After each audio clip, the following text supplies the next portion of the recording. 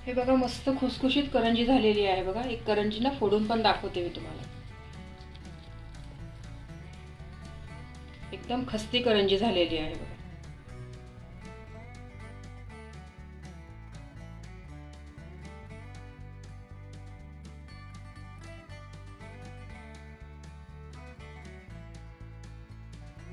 नमस्कार, मी कविताच टेस्टी फूडमध्ये सर्व खवय्यांचे पुन्हा एकदा स्वागत करते।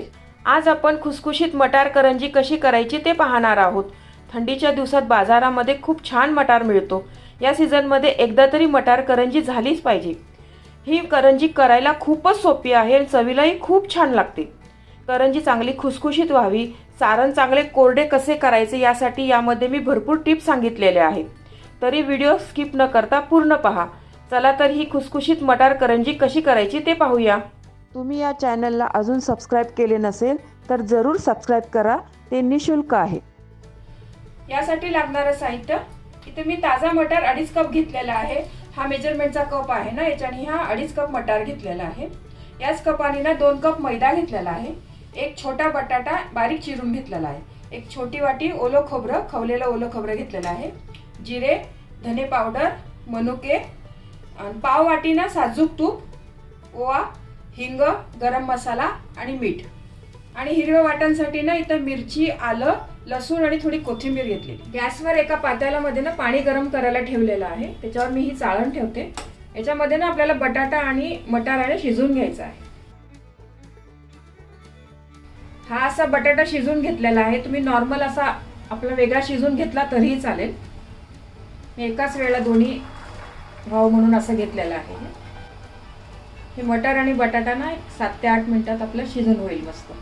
खालच्या पातेल्यामध्ये बटाटा ना अख्खा टाकला तरी चालेल, तसा पण शिजतो चांगला बटाटा। कोणत्याही पद्धतीने शिजवला तरी चालेल।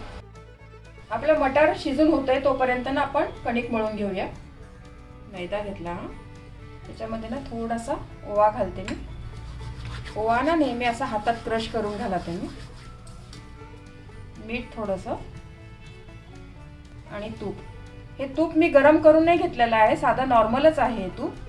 तुपाच्या ऐवजी तुम्ही तेल घेतलं तरीही चालेल, पण तुपाने ना छान खुसखुशीत होते मस्त करंजी। हे तूप आहे ना पूर्ण पिठाला व्यवस्थित चोळून घेऊया। हे अशी मूठ पडली पाहिजे बघा, तर आपलं मोहन ना छान व्यवस्थित झालंय बघा।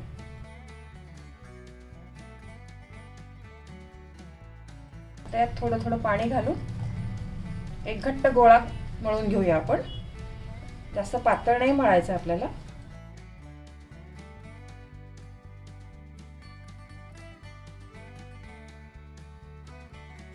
कणिक बघा व्यवस्थित मळून घेतलेली आहे मी। इतकी घट्ट आहे बघा कणिक।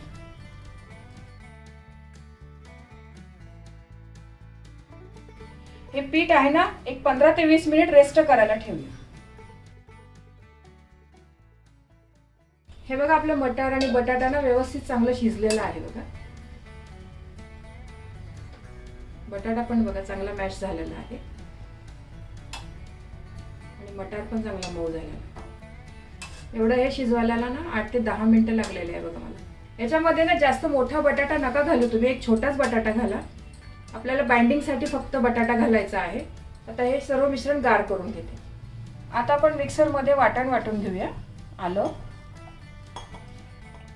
लसूण, मिरची यामध्ये कमी जास्त तुमच्या आवडीप्रमाणे तुम्ही करू शकता। या करंज्या आहे ना फार तिखट नसतात। तुमच्या घरी लहान मुलं असेल ना तर कमी मिरची घातली तरी चालेल। थोडी कोथिंबीर। हे बघा हे जाडसरच थोडंसं वाटून घेतलेलं आहे मी। हे मिश्रण थोडंसं गार झालेलं आहे। आपण आता पोटॅटो मॅशरने ना हे थोडंसं असं मॅश करून घेऊया। एकदम लगदा नाही करायचं आहे आपल्याला, थोडे थोडे मटार ना कुठे कुठे दिसले पाहिजे।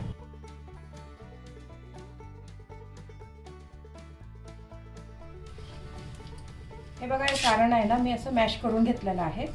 कुठे कुठे वाटाणे ना आपले अख्खे तसेच आहे बघा। आता आपण याचा मसाला तयार करून घेऊ। गॅसवर पॅन गरम करायला ठेवलेला आहे, त्याच्यात थोडंसं तेल घालते मी। तेल गरम झालेलं आहे बघा, याच्यात जिरं घालते मी, हिंग,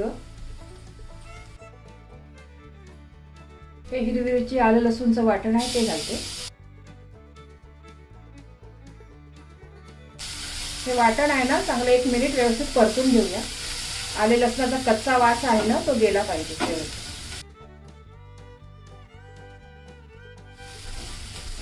खूप सोपी आहे ही करंजी करायला आणि चवीलाही तेवढीच चांगली लागते. फार मसाले नाही आहे बघा याच्यामध्ये, आपले घरगुतीच बेसिक मसाले आहे. हा मसाला चांगला भाजला आहे आपला. याच्यामध्ये आता धन्याची पावडर, गरम मसाला, हा नारळाचा चव आणि हे मनुके. मनुके जरूर घाला तुम्ही, खूप छान लागतात करंजीमध्ये ना, थोडी आंबट गोड चव ना त्याची. 1 मिनिट परतून घेते व्यवस्थित. चवीपुरतं मीठ घालते. त्यानंतर हे वाटण घालते याच्यामध्ये.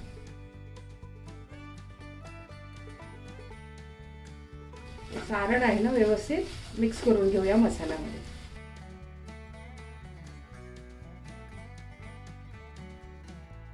हे सर्व सारण ना छान मस्त एकजीव झालेलं आहे बघा. आणि सारण आहे ना आपल्याला कोरडं करून घ्यायचं आहे चांगलं. ओलसर राहिलं ना तर मग करंजी आपली लवकर मऊ पडेल. त्यामुळे बटाटे आणि वाटाणा आहे ना तो एकदम कोरडं शिजवून घ्यायचा आहे आपल्याला. यामध्ये मी अर्धा चमचा आमचूर पावडर टाकते. मगाशी सांगायची राहून गेली होती माझी. तुम्ही आमचूर पावडरच्या ऐवजी निंबू टाकला तरी चालेल. दोघांपैकी एक काहीतरी टाका. त्यामुळे ना चटपटी मस्त टेस्ट लागेल आपली. थोडीशी कोथिंबीर. हे सर्व व्यवस्थित एकजीव केलेला आहे. आता मी गॅस बंद करते. हा मसाला ना पूर्ण गार करून घ्यायचा आहे. गार केल्यावरच आपल्या करंजीमध्ये भरायचं. पीठ बघा आपलं छान मुरलं आहे. आता परत एकदा चांगलं चुरून घेते व्यवस्थित.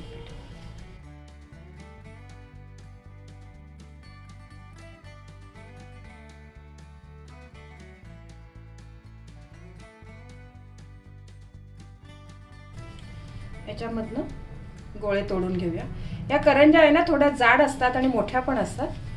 आपल्या गोड करंज्या करतो ना त्या जरा पातळ असतात, त्याची पारी ही थोडीशी जाड असते.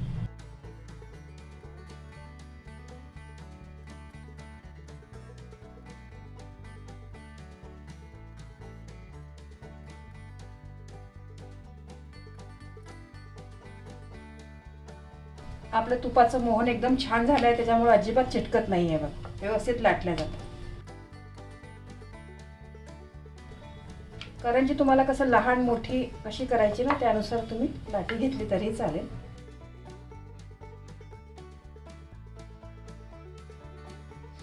हे बघा अशी पारी मी गोल लाटून घेतलेली आहे. जास्त जाड पण नाही जास्त पातळ पण नाही, मीडियम घेतलेली आहे बघा. हे मटर करंज्या असतात ना त्याची पारी आहे ना थोडी जाड असते. आपण ज्या गोड करंज्या करतो ना त्याची पातळ असते थोडी. मधोमध ना हे सारण टाकून घेऊ. सारण ना व्यवस्थित भरपूर भरा त्याच्यामध्ये, म्हणजे करंजी खाताना ना खूप छान लागते. आणि याच्या कडेला ना थोडासा पाण्याचा हात लावून घ्या.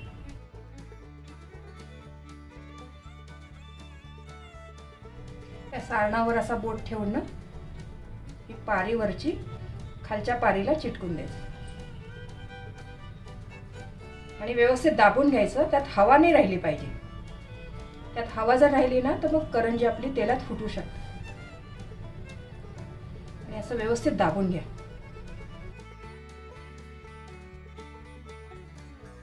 हे करंजी कापायचं कात्रण आहे ना त्याच्याने व्यवस्थित अशी जास्तीची काट आहे ना काढून घ्यायची अशी.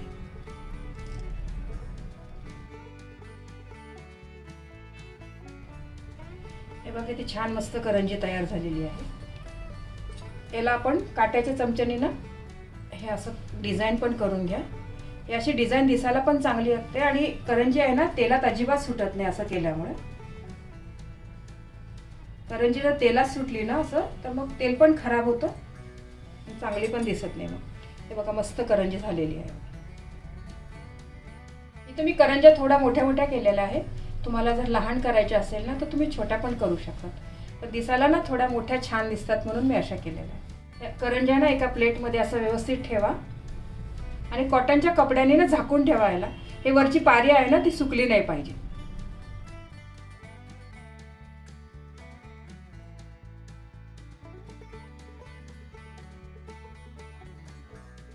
तुमच्याकडे जर करंजीचा साचा असेल ना तर तुम्ही साच्याने केलं तरी चालेल, त्याच्याने पण छान एकसारख्या करंज्या येतात, पण मला अशा हाताने केलेल्या जास्त आवडतात.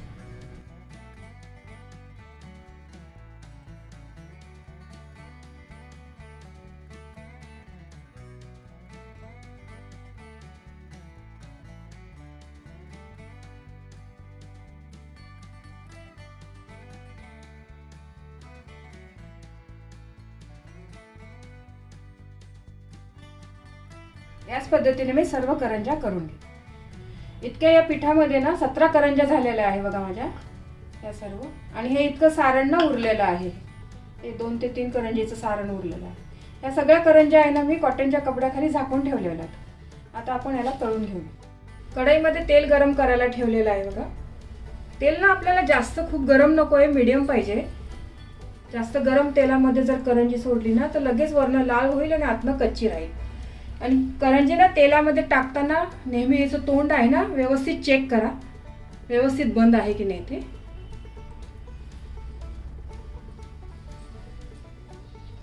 तिथनं जर करंजी फुटली ना सगळं तेल जाईल त्याच्यामध्ये आणि तेल पण खराब होतं, मग आपलं करंजी खूप तेलकट होते त्याच्याने. असं चेक करूनच टाका तुम्ही. आणि पूर्ण करंज्या आहे ना मीडियम गॅसवरच तळायच्या आहे आपल्याला. या करंजी बघा एका बाजूने ना छान झालेल्या आहे, आपण दुसरी बाजू पण पलटून घेऊया. पूर्ण करंजी आहे ना मी मीडियम गॅसवरच तळत आहे, अजिबात मोठा गॅस नाही केलेला आहे कुठेच. या करंज्या आहे ना आपल्याला चांगल्या बदामी रंगापर्यंत तळून घ्यायच्या, तरच आपली करंजी छान मस्त खुसखुशीत लागणार. करंज्या बघा मस्त खरपूस तळून झालेल्या आहे बघा आपल्या. खूप सोप्या आहे करंज्या बनवायला, तितक्याच चवीला खूप छान लागतात. आपल्या घरी छोटं मोठं समारंभ असेल, हळदी कुंकू असेल तर तुम्ही या करंज्या करू शकता, खूप छान लागतात. खूप आवडेल सर्वांनाच या करंज्या. आणि या पद्धतीने करंज्या केल्या ना तुम्ही बराच वेळ ह्या करंज्या ना चांगल्या खुसखुशीत राहतात, त्याच्या मऊ नाही पडत. या करंज्या बघा सगळ्या मस्त खरपूस तळून झालेल्या आहे. याच रंगाच्या करंज्या तळा तुम्ही, तर करंजी आहे ना आपली जास्त वेळ खुसखुशीत राहते, मऊ पडत नाही. मग हे बघा करंज्या मस्त तळून झालेल्या आहे आपल्या, मस्त खुसखुशीत करंजी झालेली आहे बघा. याच कलरची ना तुम्ही करंजी तळा. पण बाकी सर्व करंज्या ना याच पद्धतीने मी तळून घेते. दुसऱ्यांदा करंजी टाकताना तेलाचं टेम्परेचर आहे ना तुम्ही नॉर्मल थोडंसं कमी करून घ्या. तसं नाही केलं तर बघा हे असं ना वरनं असे डाग दिसतात बघा याच्यावर.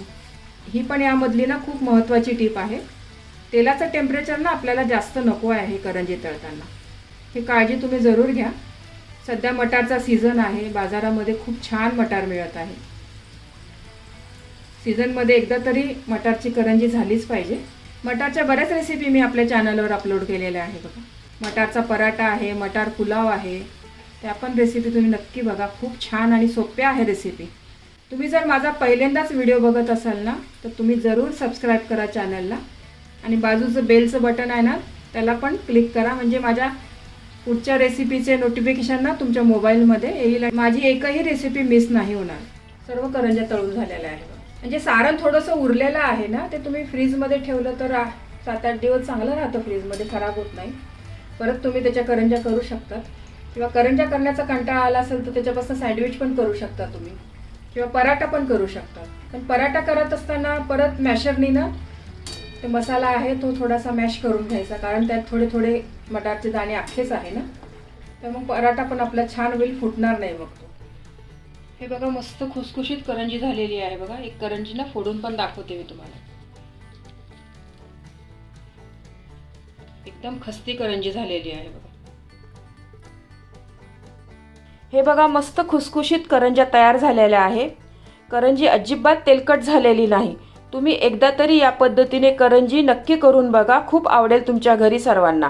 तुम्हाला ही रेसिपी आवडली असेल तर तुमच्या मित्रमैत्रिणी आणि नातेवाईकांबरोबर शेअर करा.